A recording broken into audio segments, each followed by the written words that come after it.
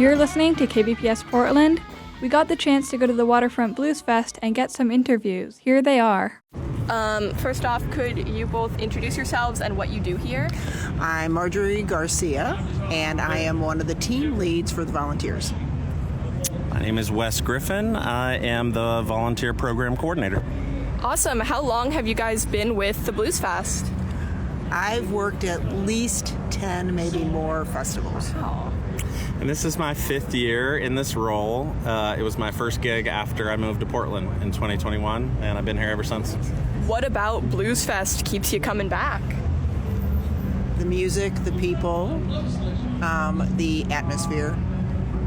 I love that it's such a cross-section of Portland and of Oregon in a way that you don't see everywhere. You just get different slices of life, and in our landscape, they're working together. You know, they're together on a shift and just like cooperating, and I just feel like it's genuine. It's genuine. Yeah, it's friendly and cooperative and good.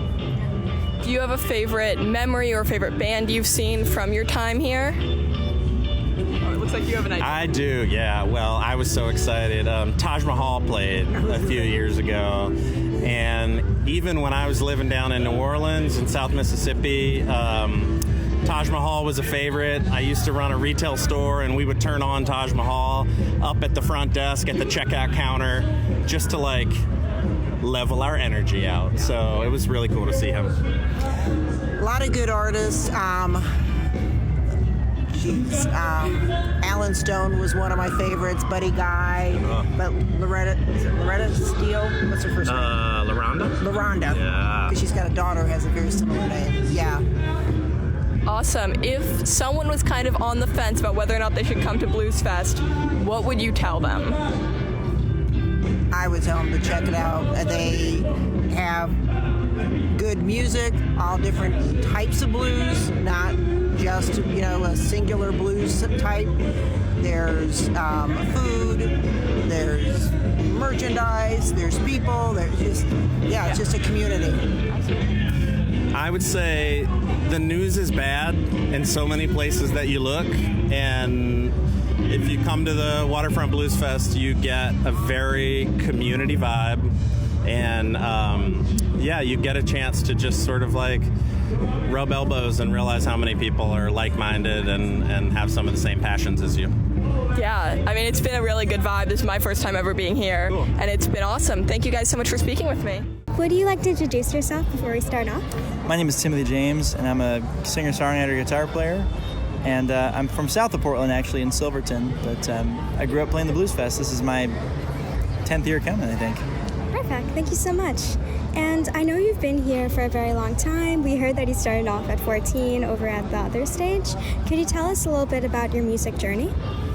So growing up, my dad loved classic rock, and so that's what I gravitated towards as a kid. And then when I got a little older, I got into the blues, and I really started playing all the clubs, and the blues welcomed me in at a young age that nowhere else really would. And so the blues has a special place in my heart. That's amazing.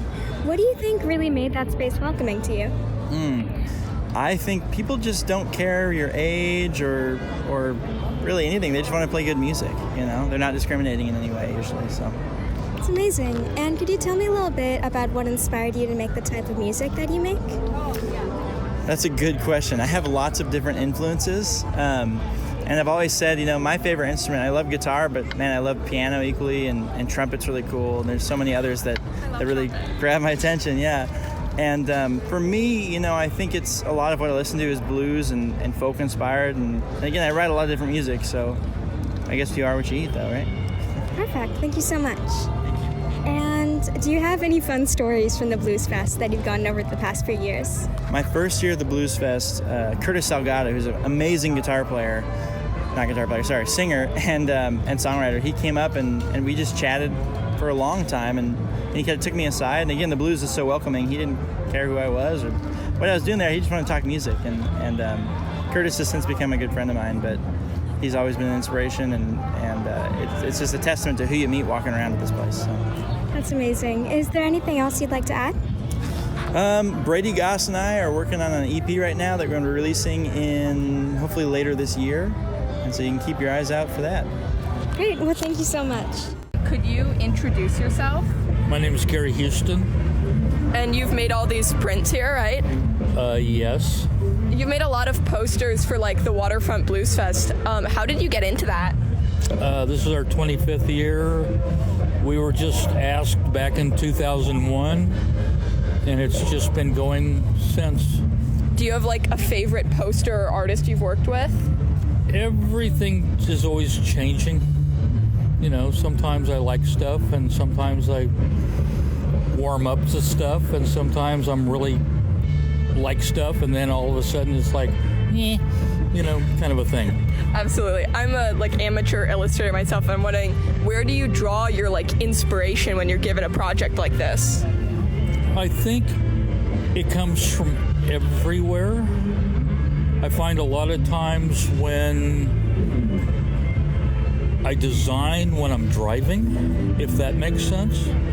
I like the fact that you can see things out of your periphery that will trigger something in your brain pan, or some of us that have very shallow brain pans, and it just, all of a sudden,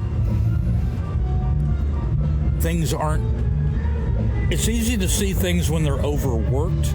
I like things that are, when that everything happens in a very spontaneous motion, because it's got energy built into it. It's got, it's immediate. And I think that is really kind of an amazing thing. That's awesome, yeah. About designing.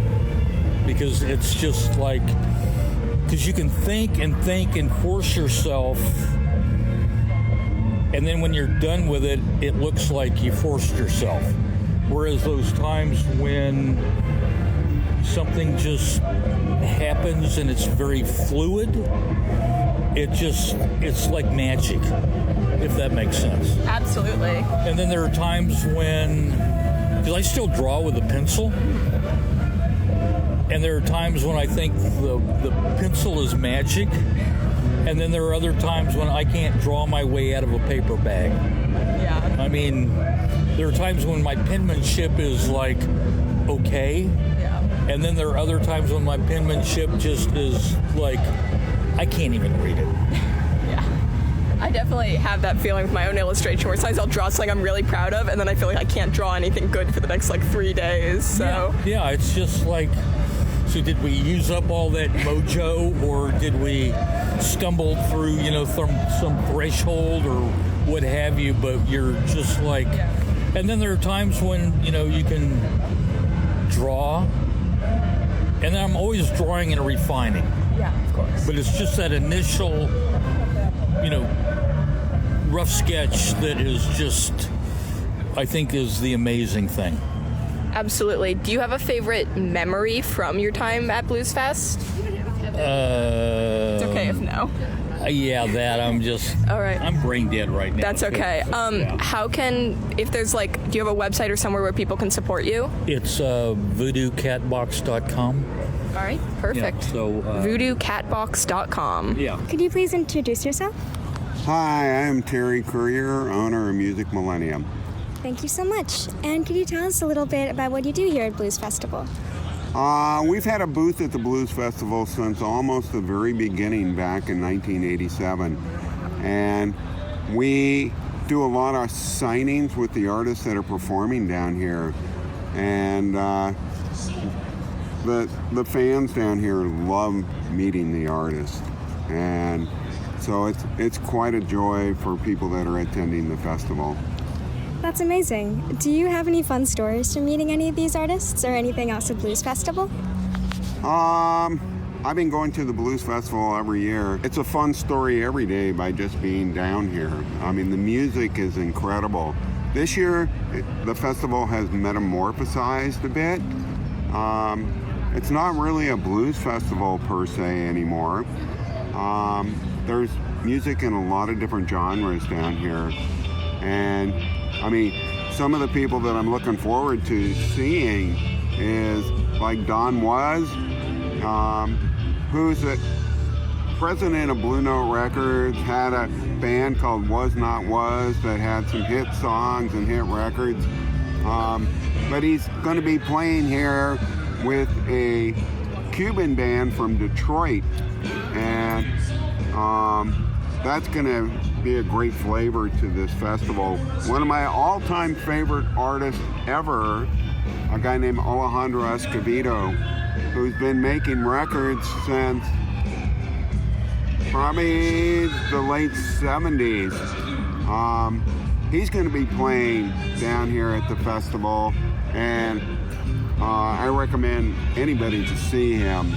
He's an incredible talent, and I mean, at one point, Springsteen's a big fan of Alejandro and got up on stage and sang with Alejandro, so that was pretty good. I don't think we'll see Springsteen here today, though. Thank you so much. And what do you think really makes the blues scene or the music scene so special here in Portland? Sorry. What do you think makes the music scene so special here in Portland? Well, the festival's located right here on the Willamette River, which gives it a great atmosphere in itself. And it's a potpourri of different artists that you can check out. You get a day pass, and you got an opportunity to see about 15 different artists in the day, and that's an amazing situation. When you consider the price of concert tickets these days, you know, for the price of admission here, seeing 15 different artists, it equates out to being a very cheap adventure. And I guarantee from the lineup that they have the next 3 days that if you come down to the festival any of those days, you're going to have a great time. Thank you so much. Is there anything else you'd like to add? Support KBPS. Thank you so much. My name's Kevin Ward. I'm Misty Post, and we're the PDX Disco Dragons. That's perfect. Thank you so much. So can you tell me a little bit more about what you do as a disco dragon?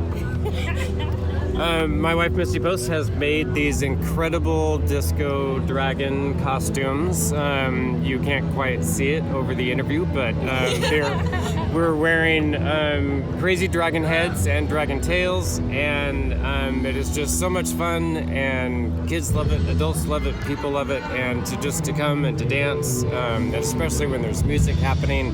A big part of what we do is at the Portland Winter Light Festival, and at the Portland Mardi Gras Parade on Mississippi. We've been to the Burien Light Festival, which is just south of Seattle. We've been to the Oregon Country Fair. And we just absolutely love to get out and dance and move and entertain people and help to make people smile. That's amazing. Yeah, we made the costumes just to have fun. To, shake a tail and just, have a little disco party wherever we go. Yes, that's amazing. And what do you think really inspired you to make these costumes and the design for them? Sure. I had a friend, and she wanted a parade for her birthday. And she wanted a light parade. I was like, well, okay. And I don't know why, but I came up with the Disco Dragons. And then we've just worked on them since then, and we actually have 4 of them. That's amazing. Yeah. And we get such a great reaction that it's fun to bring them out. And we get some friends to be our dragons and just come out and dance. It's amazing. Yeah. And the Blues Fest is a perfect place to do that. Yeah. Do you really have a favorite experience with being a disco dragon, or a fun story that you've got? A fun story that I have is that when we were in Burien one time, a friend of ours was being the White Dragon, which my wife Misty is being the White Dragon right now. And she had a beautiful big puffy skirt, and about an 8-year-old boy came up to her and said, "You're a princess dragon." Yeah, so cute. And then just a minute ago, we were over watching Larry Yes perform, and he sang Rainbow Connection, which is one of my favorite songs ever. And so being able to be there and dancing to him and listening to that, was lovely. Yeah, and when we first came up, he said, are these dragons? Are you mystical dragons? So for him to, acknowledge us on stage, and that was very cool. Yeah, last year at the Blues Fest, the band that was playing, March 4th was playing, and they acknowledged us, and we were dancing right in front of the stage, and we love March 4th because we've been to lots of their concerts. Very few as drag, mostly as humans, usually as humans, but we were there as dragons that time, and to have them acknowledge us as dragons, that was very fun. It's amazing. Yeah, and it's also fun just to inspire people to make a dragon costume, because why not? Yeah. You know, why not? Why not? Yeah, exactly. Is there anything else you guys would like to share? I saw you make a cornhole the first time you threw that. Thank you. I'm a cornhole expert myself. Well, thank you so much. This has been amazing. Hi, I'm Mark Hernandez. You remember? Leonard from Portland. Yeah. And have you guys been to the Blues Fest before? Every year. Every year? I missed 2 out of 37, is it? Wow. 2 out of 37 you've missed. That's... You've been to a lot of them. Tell me you're from. He flies up here from San Diego every year. I moved away, and then you had your first one in '87. Wow. Before you guys were born. I might have missed another one, but I got them all. So you come back for this specifically? Yeah. What about the Blues Fest makes you want to come back so bad? To see all my Portland friends, Nice. see Paul Little and was it Buddy Guy? Was it Buddy Guy that was here recently? Yeah. The old music, yeah. What about Blues Fest makes you keep coming back? The people, the music, everybody's, happy, and it's a good thing to be happy, right? Yeah. So, yeah. And friends. Do you have a favorite memory or a favorite act you've seen? Oh gosh, I don't have a favorite memory. I don't have a memory. No, they're all good. Let's just say they're all good. Do you have a favorite act you've seen or a favorite memory from your times at Blues Fest? Paul DeLay was pretty good. I got a photo with him and his autograph on the bottom of my hat. Awesome. That's great. And then we got VIP tickets of some sort where we could sit up on the stage. You had your private bar, bathroom. That's fun. That was cool. All right, well, thank you guys so much. My name is Jesus Rodriguez. I work with community engagement for Parks and Recreation as a coordinator. You mentioned that this is your first time at Blues Fest. What's the vibe like? How do you feel? Do you like it? Yeah, I'm actually a big fan of music festivals as a whole. Like, I've been to several dozen music festivals, and this is my first time at this one. We were invited by the event organizer, and I love it. I think it's great. I mean, you can definitely see how the infrastructure of this park is maybe not intended to host music festivals, but that's actually a conversation that we're actually having within the Bureau. Could you tell me a little bit more about that and about the Waterfront Park project you were telling me about? Yeah, so exactly that. We are hosting a design competition to redesign the Waterfront Park, and part of it is the bowl, which is where the majority of the Blues Festival takes place. The main thing that we're focused on is accessibility. We want to make sure that the Waterfront Park feels accessible for folks, not just during event season, but year-round. And, that includes folks in mobility devices, such as that person over there in a wheelchair, scooters, canes, whatever it might be, right? The other thing is just making sure that people from all sorts of different economic backgrounds and cultural backgrounds feel welcomed, and that's what we're asking all of Portland to give us their input using the survey. And we have a project advisory committee that's also composed of various community members throughout all 4 districts of Portland that are helping us create a vision that feels equitable and inclusive for all of Portland. Is there a website, or where can people find information about this to help out? Yeah, so the website is over here at portland.gov/parks, and you can look up the Waterfront Park Redevelopment Project.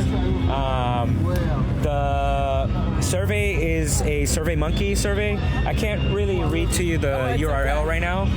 You're welcome to take a picture of it, but I think the project site will direct you to the survey. So portland.gov/parks if you're interested in helping out.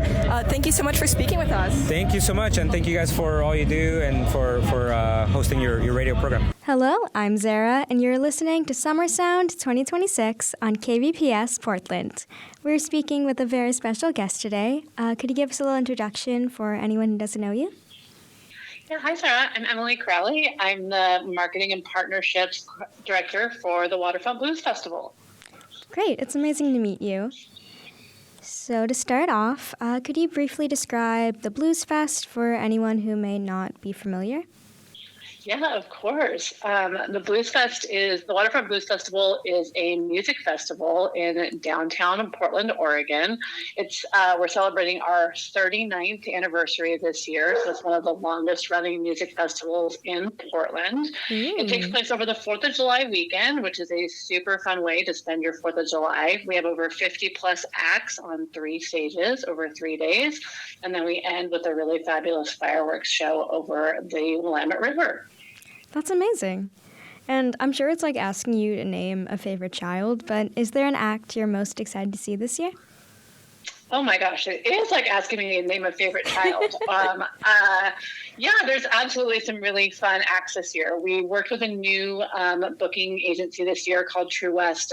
They're a local agency that's super rad, and they program the PDX live shows and Pioneer Courthouse Square, and they've programmed things like the Pabst Music Festival as well. And then they worked in concert with our longtime artistic director, Peter Damon, who's an amazing individual who's been programming the festival for 39 years. So together they brought some really fun new ideas this year. So some of the people that I'm super excited about, there's a band called Durand Jones and the Indications. They're like this very kind of like retro soul vibe, super groovy, super fun to sit on a blanket in the summer and things and see. And then there's another new band that they introduced me to that I hadn't heard of before that I started listening to that's become one of my faves, called Billy Allen and the Pollies. Again, kind of retro-y, kind of a mix of like St. Paul and the Broken Bones, maybe meets like the soundtrack from The Commitments, which are two references that I love. And then we're also super excited to have Tank and the Bangas playing as well. They're such a fun artist out of New Orleans and female-backed group. And then some local heroes that are coming to the fest that people are really excited about. A woman named Tootie Cole, who's kind of the Patti Smith of Portland, the Portland punk scene, she'll be playing. And there's a really cutie patootie band called Glitter Fox that's a super up-and-coming band here in Portland as well that we're excited about. So yeah, I can't name just one, but there's a few. That sounds amazing and really exciting. What do you think makes blues special to you?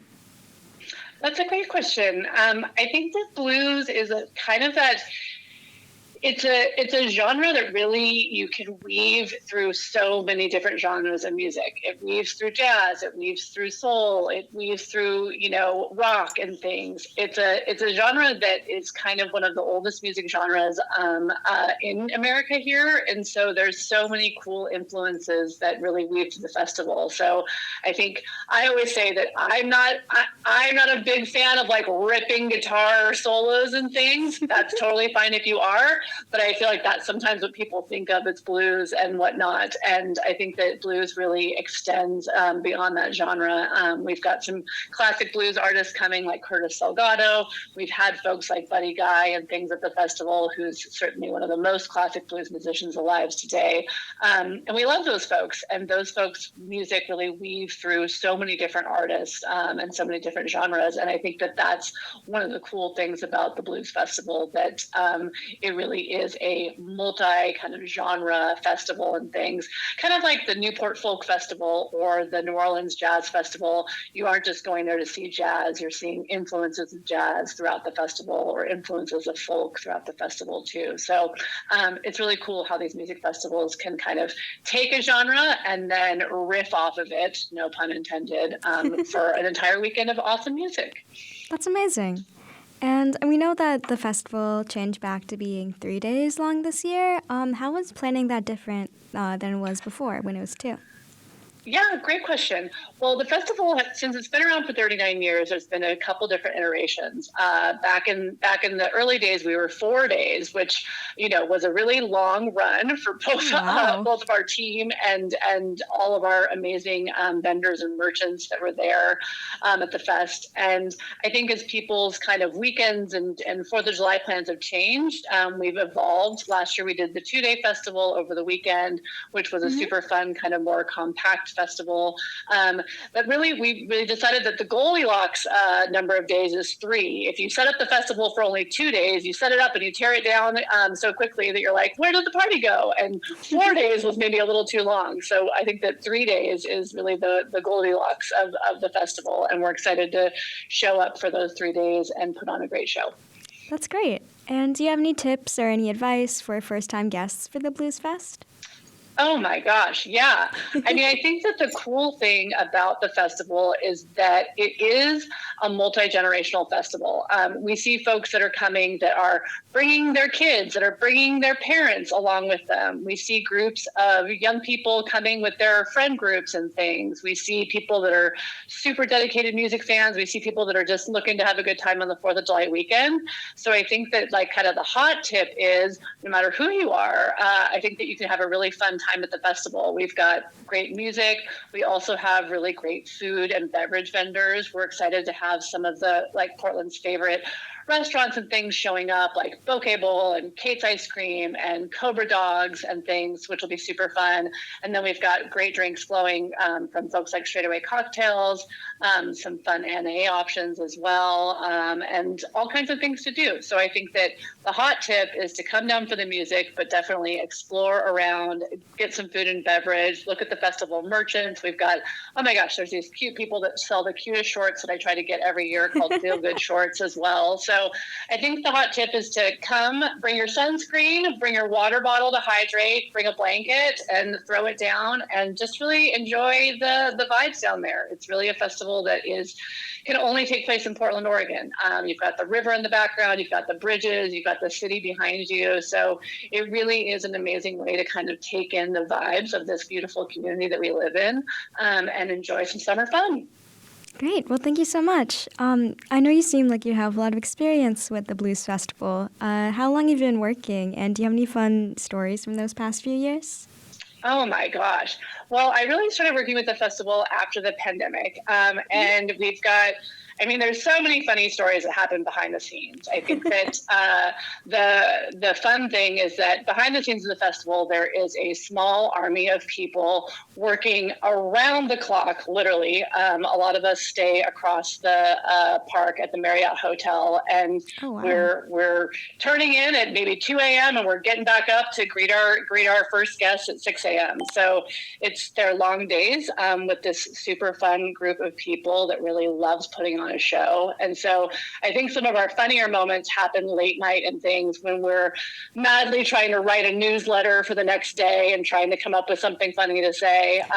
And yeah, little fun things too. I think that the cool thing is some of our crew too includes family members. My nephew is down at the fest working in the production crew this year, which is really sweet. And we've got some teams and people that have been with us also for 10 plus years. So it's really like a family reunion. That's a really fun thing behind the scenes of the fest. It's kind of the festival within the festival that's super fun. And I will say that the one time I got a little starstruck, there was an artist a couple of years back called Sun Little, who I love. And I thought I was going to play it really cool and just say a quick hello to him. And when I saw him checking in at the festival, I really couldn't even make words come out of my mouth. And I just was able to say, I love your music. And I was like, oh my gosh, what a groupie. But he smiled, so I guess I did okay. Nice, that's amazing. And if people are looking to get involved with the Blues Festival, how can they? Yeah, great question. So the cool thing about the fest is that it really is, we try to make it as inclusive as possible. We all know that music festivals and concerts these days, the tickets get rather expensive and things. So our single day tickets start at $55, which is a great deal. And we also love that thanks to Buick GMC of Beaverton, kids 12 and under get in free at the festival, which is awesome too. And then if folks have their Oregon Trail card, they can present that at the festival to get a free ticket to the festival as well. So those are some ways that people can engage with the festival and come on down to enjoy for a day or all 3 days. We also have some cool blues cruises that happen with the Portland Spirits that people could jump into. And then we've got some really fun late night shows happening around Portland at the Jack London Review, the White Eagle Saloon, and the Downbeat Bar, which is a cool new bar down in Old Town. So there's lots of fun ways to experience the fest. And then, like I said, if you want to be part of our ragtag fun crew in the back of house, volunteering is a great way to get involved with the festival as well. We have over 300 volunteers every year helping with everything at gates to helping out with VIPs and things like that, helping out in the merch booth. So that's a really fun way to get involved. And then another cool thing that we do is we work with an awesome organization called Friends of Noise that's led by a really amazing human named Andre Middleton. And he helps train young people how to do production, sound production, stage production, and things. And so we have some of Andre's team that's actually managing one of our stages this year, which is really fun too. So a great opportunity for people that are looking to get into the business of music festivals, especially from a stage production perspective. That's amazing. I know we have, KBPS also has a really good relationship with the Offbeat, so it's nice to see how that's spreading into other things. That's amazing. Yeah, no, Offbeat's a great venue, and we love working with Andre and his team. And yeah, it's a very cool opportunity for that team to really get behind the scenes at a big music festival and see kind of what that's about. Stage production at a music festival is a whole other thing. The stories of, green M&Ms and things for back of house hospitality are true, I'll tell you that. So it really puts the kids through their paces as far as learning a whole new set of skills. That's amazing. Is there anything else you'd like us to know about the Blues Fest? No, we're just excited to get going. We're 1 day, let's say today's Tuesday. We're 2 days away from the fest starting on July 2nd. And we're excited to just put on another great show and to see our community turn out for 4th of July weekend. Great. Well, thank you so much. Thank you for listening to KBPS Portland, AM 1450 and kbps.am.